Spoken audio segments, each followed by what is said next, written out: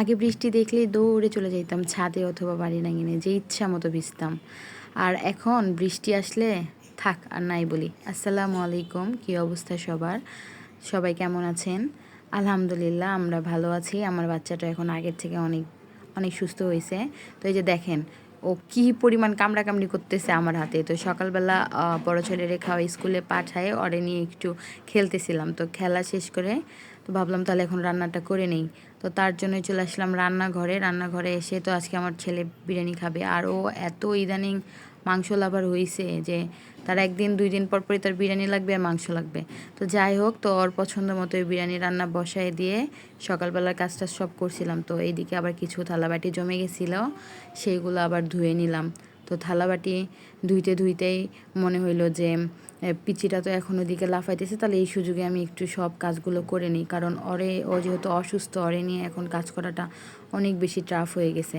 আর এই যে ডালগুলো রাত্রে ভিজিয়ে রাখছিলাম যে সকালবেলা ডাল করব আর রুটি দিয়ে খাবো, কিন্তু সকালবেলা তো আর রুটি করা হয় নাই। বাচ্চাটাকে শুধু নুডলস খাওয়ায়ে স্কুলে পাঠাইছি আর আমরা একটু হালকা পাতলা খাইয়ে নিছি। তো তাই ভাবলাম যেহেতু বিরিয়ানি করতেছি, তো সাথে এটা পাকোড়া বানাই ফেলি, খেতে খুব ভালো লাগবে।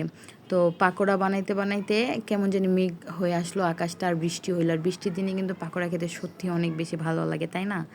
তো এই যে আমি ব্লেন্ডারে ব্লেন্ড করে নিলাম। আর ডালটা এরকম আধ ভাঙা করে ব্লেন্ড করলে আমার মনে হয় সেই বড়াটা বা পাকোড়াটা খেতে অনেক বেশি মজা লাগে। আমার কাছে তো পার্সোনালি ওইটাই ভালো লাগে, একদম মিহি করার চেয়ে। তারপরে তো ডালটা আমি ব্লেন্ডারে ব্লেন্ড করে নিয়ে একপাশে রেখে দিলাম। এটা একটু পরে আমি ভেজে নিব। তো দেখতে দেখতে আমার দুধওয়ালা চলে আসছে, দুধ দিয়ে গেল।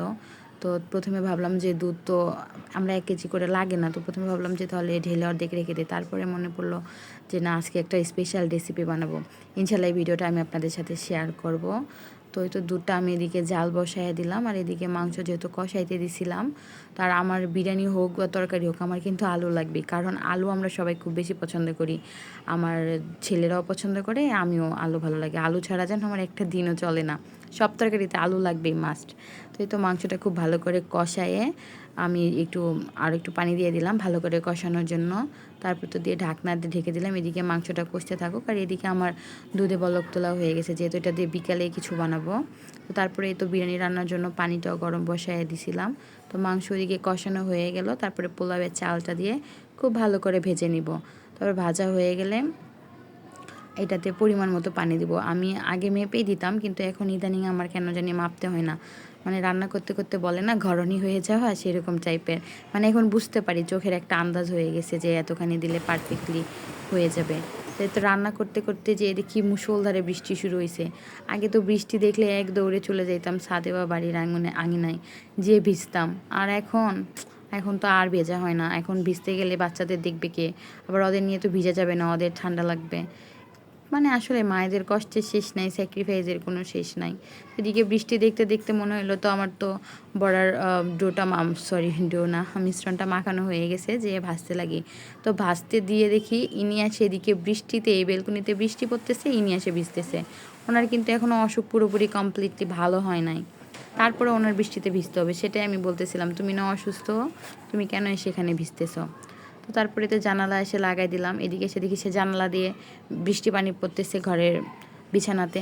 তো এদিকে ভিজতে ভিজতে যাই দেখি আমার ওদিকে বড়াটাও প্রায় পোড়া পোড়া অবস্থা। তো যে বদলাই দিলাম, আর এই সাহেব তো আমার পিছন পিছন ঘুরতেছে। তো আমার তো বৃষ্টি দেখে আর মন ঠিক থাকতেছে না, মনে হচ্ছে কখন যে একটু ভিজবো। তো ভিজতে তো আর পারলাম না, তাই হাতটাই একটু ভিজায় মনের একটু শান্তি নিলাম, এই আর কি। তারপরে যে হাত ভিজাইতে ভিজাইতে দেখলাম আমার বড়াটা প্রায় হয়ে গেছে। তো ছেলেরও খেতে দিলাম, ওইদিকে খাইলো। তারপরে ছোটোটারে গোসল করায় ঘুম পাড়ায় দিয়ে আমি নিজে গোসল করেই তো একটু খাইতে বসছি। বড়টারও খাওয়া দাওয়া হয়ে গেছে, তো আমি একটু খেয়ে নিব। তো এই তো খাওয়া দাওয়া শেষ করে যে একটু রেস্ট নেওয়ার জন্য বসলাম। তো দেখলাম খুব সুন্দর রোদ বের হয়েছে। একটু আগে কত বৃষ্টি হইলো, এখন আবার রোদ বের হয়েছে। তো সবাই ভালো থাকবেন, সুস্থ থাকবেন, নিজের যত্ন নেবেন।